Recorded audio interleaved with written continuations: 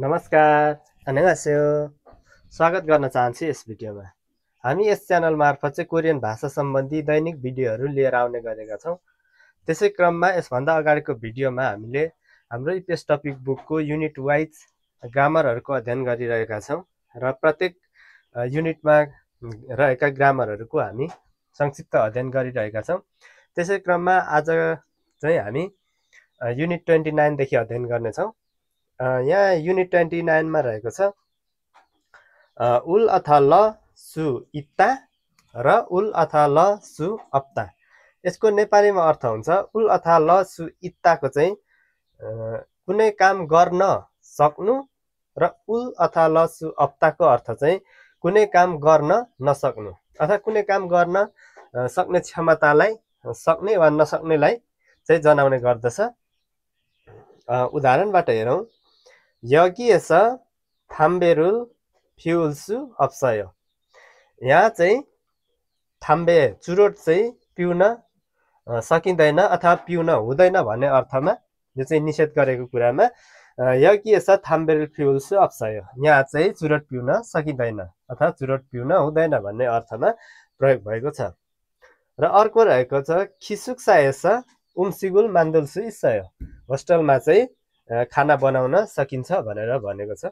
खिसुक्साएस उम्सिगुल मान्दुल्सु इस्सयो भनेको त्यो होस्टेलमा चाहिँ खाना बनाउन सकिन्छ भनेर भनेको छ। यसरी उल्सु इत्ता आयो भने कुनै काम गर्न सकिन्छ अथवा सक्नुलाई जनाउँछ भने उल अथा लसु अप्तालाई चाहिँ कुनै काम गर्न नसक्नुलाई चाहिँ जनाउने गर्दछ।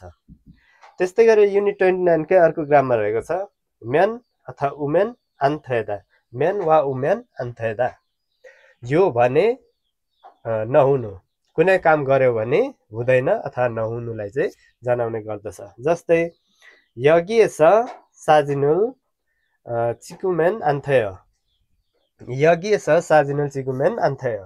यहाँ चाहिँ फोटो खिच्यो भने हुँदैन अथवा यहाँ फोटो खिच्न हुँदैन भन्ने अर्थमा यहाँ चाहिँ फोटो खिच्यो भने हुँदैन। छिबानेस सिनबारुल सिङ्गो थुरो खामेन आन्थयो। घरभित्र जुत्ता लाएर भित्र गयो भने चाहिँ हुँदैन अथवा जुत्ता लाएर भित्र जान हुँदैन। छिबानेस सिनबारुल सिङ्गो थुरो खामेन आन्थयो। यसरी मेन र उमेन आन्थेदाको यो भने नहुनु अथवा हुँदैन भन्ने अर्थमा प्रयोग गरिन्छ। त्यस्तै गरी युनिट 30 मा रहेको छ नुन अथवा उन अथवा न खतखात्ता जस्तो छ।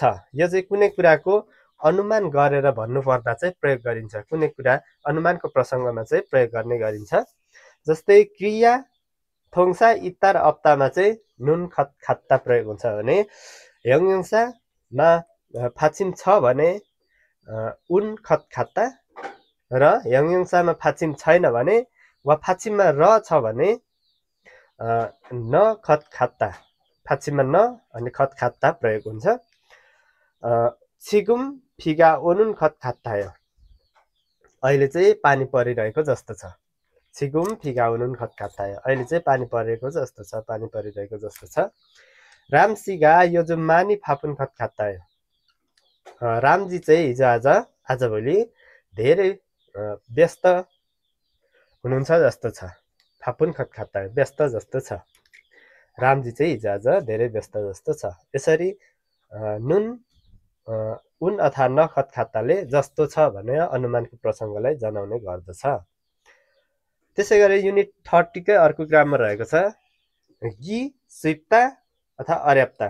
गि स्विप्ता न सजिलो हुनु, कुनै काम गर्न सजिलो हुनु। सजिलो छ भने गि स्विप्ता र कुनै काम गर्न अप्ठ्यारो छ भने चाहिँ गि अर्याप्ता प्रयोग हुन्छ।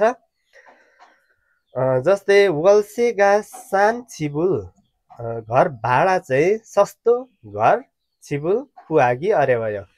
भाडा सस्तो भएको घर खोज्न चाहिँ गाह्रो छ अथवा अप्ठ्यारो छ भनेर अर्यावयो प्रयोग भएको यसरी। र हाङ्गुकरो मुन्जा मेसेजिरुल फोनेगी अर्यावयो।